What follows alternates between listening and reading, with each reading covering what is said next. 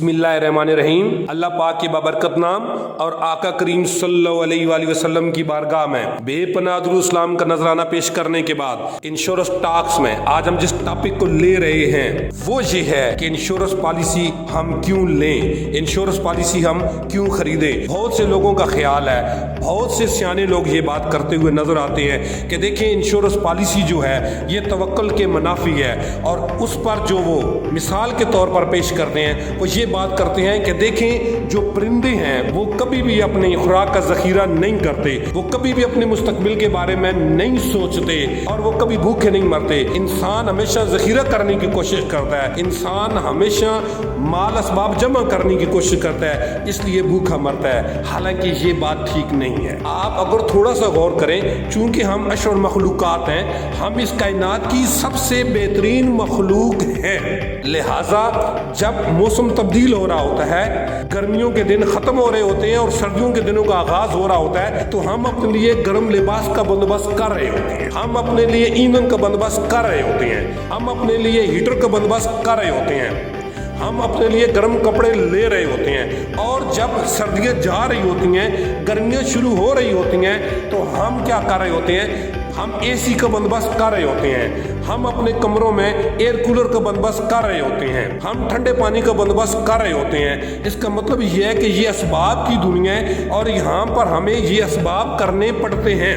अगर पैसा जमा करना, अगर माल असबाब जमा करना इस्लाम में जायज़ ना होता तो फिर ज़कात किस चीज़ की। फिर कुछ लोग ये कहते हैं कि मुस्तकबिल की पेशबंदी हमें नहीं करनी चाहिए। चलें, अगर मिसाल के तौर पर मुस्तकबिल की पेशबंदी नहीं करनी चाहिए तो आप ज़रा थोड़ा सा गौर करें तो ज़कात हम क्यों देते हैं कि उसका अजर हमें आखिरत में मिलना है। रोज़ा हम क्यों रखते हैं कि उसका अजर हमें आगे मुस्तकबिल में मिलना है। हम नमाज क्यों पढ़ते हैं कि उसका अजर हमें आगे मुस्तकबिल में मिलना है। हम हज क्यों करते हैं कि उसका अजर हमें आगे मिलना है। ये सारे के सारे काम, इसका अजर व सवाब, ये सारी भलाइयाँ जो हम करते हैं, ये अमाल साले जो हम करते हैं कि हमें जन्नत मिलेगी, तो ये सारी की सारी हम पेशबंदी मुस्तकबिल के लिए कर रहे होते हैं। जब ये सारे काम हम कर सकते हैं तो फिर अपने लिए, अपने बच्चों के लिए, उनके बेहतरीन फ्यूचर के लिए अगर हम कुछ हिकमत अमली तरतीब देते हैं, हम को पेशबंदी करते हैं, तो इसमें ऐसी कोई बुरी बात नहीं है। कुछ लोग यहाँ पर परिंदों की मिसाल देते हैं कि देखें परिंदे जो हैं वो ऐसा कुछ नहीं करते।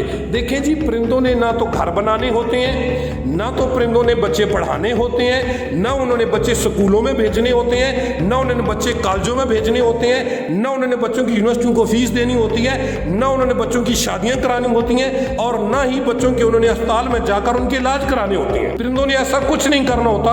और अगली बात यह है कि परिंदों का तो आखिर में हिसाब किताब ही नहीं होना। तो लिहाजा हम अशरफ मखलूकात हैं, हमें ये सारे मामले करने पड़ते हैं। इसी तरह हम घर में जब लाइट जाती है तो मुतबादल के तौर पर क्या करते हैं, हम यूपीएस या जनरेटर का अरेंजमेंट करते हैं।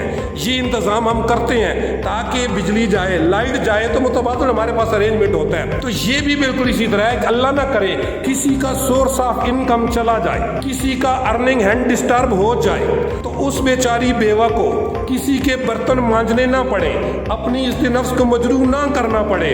और अगर कोई यतीम बच्ची रह गई है तो उसकी शादी इस वजह से ना रुक जाए कि उसके पास जहेज के पैसे नहीं थे, इसलिए उसकी शादी नहीं हो सकी। कोई अल्लाह ना करे छोटा यतीम बच्चा रह गया है तो वो वर्कशॉपों के धक्के ना खाता रहे और वो आला तालीम हासिल ना कर सके।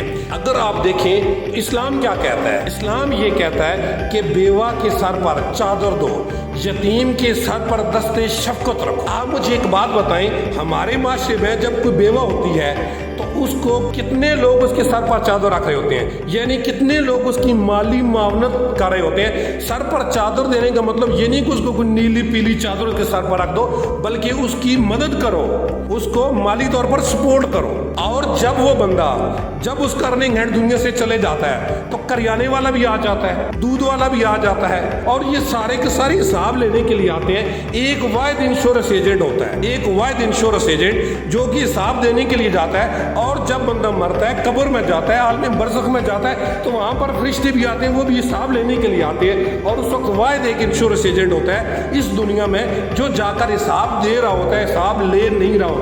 और जिन लोगों से लेने होते हैं वो कहते हैं वो तो पैसे सारे देकर चले गए थे, हमने तो उनको दे दिए थे, لہٰذا ہمیں یہ سوچنا ہوگا کہ ایسی بات نہیں ہے۔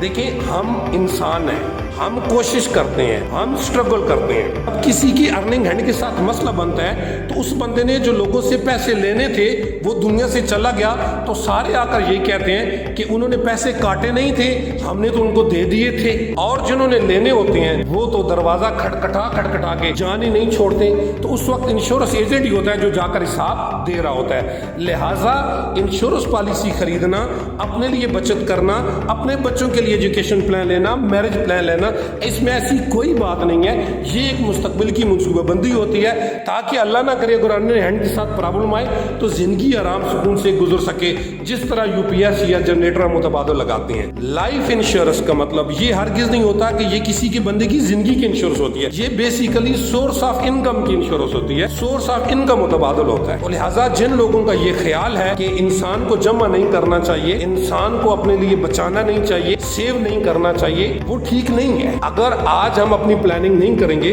آج ہم اپنا بندوبست نہیں کریں گے، میں اس پر آپ کو چھوٹی سی مثال اور دیتا ہوں۔ تو چیونٹی جب بھی گندم کو محفوظ کرتی ہے تو آپ نے دیکھا ہوگا کہ وہ گندم کے دانے کو 2 ٹکڑوں میں تقسیم کرتی ہے۔ وہ 2 ٹکڑوں میں تقسیم اس لیے کرتی ہے کیونکہ گندم اگر پوری ہوئی ثابت وہ دانہ ہوا تو پھر وہ دوبارہ اگ جائے گی، تاکہ وہ اگ نہ سکے، اس کے پاس وہ ذخیرہ رہے اور وہ اس کو اپنے مشکل وقت میں استعمال کر سکے۔ اس لیے میں ایک اور مثال آپ کو چونٹی سے دیتا ہوں کہ چونٹی جب دھنیا اپنے لیے ذخیرہ کرتی ہے تو اس کو وہ 2 ٹکڑوں میں تقسیم نہیں کرتی، کیونکہ دھنیا اگر 2 ٹکڑوں میں بھی تقسیم ہو تو وہ دوبارہ اگ جاتا ہے، لہذا اس کو وہ 4 ٹکڑوں میں تقسیم کر کے رکھتی ہے۔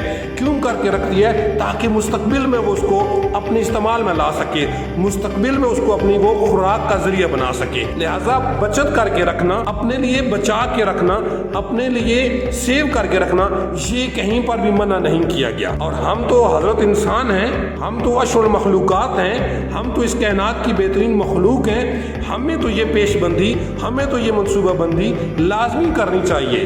جس طرح ہم دیکھیں کہ ہم مستقبل کی پیش بندی کے لیے نیک صالح اعمال کر رہے ہوتے ہیں، روزہ رکھ رہے ہوتے ہیں، زکوٰۃ دے رہے ہوتے ہیں، حج کر رہے ہوتے ہیں، نماز پڑھ رہے ہوتے ہیں، کیوں کر رہے ہوتے ہیں؟ تاکہ مستقبل میں جا کر ہمیں جنت ملے، ہمیں آخرت میں جنت ملے۔ اور وہ آج سے ہم کر رہے ہوتے ہیں، ہم اپنے لیے ایک اپنے والٹ میں ایک پاکٹ بنا رہے ہوتے ہیں جس میں نیک اور صالح اعمال جا رہے ہیں، اور وہ جب سارے اکٹھے ہو کر آئے تو ہمیں اللہ پاک کی مہربانی سے آخرت میں جس چیز کی ہم ڈیزائر کر رہے ہیں اس چیز کی میچورٹی کی شکل میں کیا ملے؟ جنت ملے۔ لہٰذا یہ تھوڑی تھوڑی رقم دنیا کے لیے ہم جو بچا رہے ہوتے ہیں کہ اللہ نہ کرے ہمارے اوپر کوئی مشکل وقت آ سکے تو ہماری فیملی کو سپورٹ ہو سکے، ہماری خاندان کے لیے وہ ممد و معاون ہو سکے، ہمارے خاندان کے لیے وہ مددگار ثابت ہو سکے۔ لہٰذا اپنے لیے بچانا، اپنے خاندان کے لیے بچانا، مشکل وقت کے لیے بچا کے رکھنا، یہ کوئی بری بات نہیں ہے۔ آج دیکھیں سیلاب آیا ہے تو لوگ گھروں سے لباس دے رہے ہیں، کمبل دے رہے ہیں، بسترے دے رہے ہیں، پیسے دے رہے ہیں، غلہ و اناج دے رہے ہیں۔ یہ وہی لوگ دے رہے ہیں جن کے پاس ہے۔ اب جن کے پاس ہے ہی نہیں وہ کہاں سے دیں گے؟ آج مختلف تنظیمیں پاکستان میں بیٹھی ہیں، لوگوں کی مدد کرنے کے لیے بیٹھی ہیں کہ آپ لائیں اور ان لوگوں کو دیں، تو ظاہری بات ہے وہی لوگ لا سکتے ہیں جن کے پاس کچھ ہوگا، جن کے پاس کچھ ہوگا نہیں وہ تو کچھ بھی نہیں کر سکتے۔ لہذا بچا کر رکھنا اور اس کو اپنے خاندان کی مدد کے لیے لانا یا دوسروں انسانوں کے لیے مدد کے لیے لانا، یہ اچھی بات ہے، یہ بری بات نہیں ہے۔ آپ کا بہت بہت شکریہ۔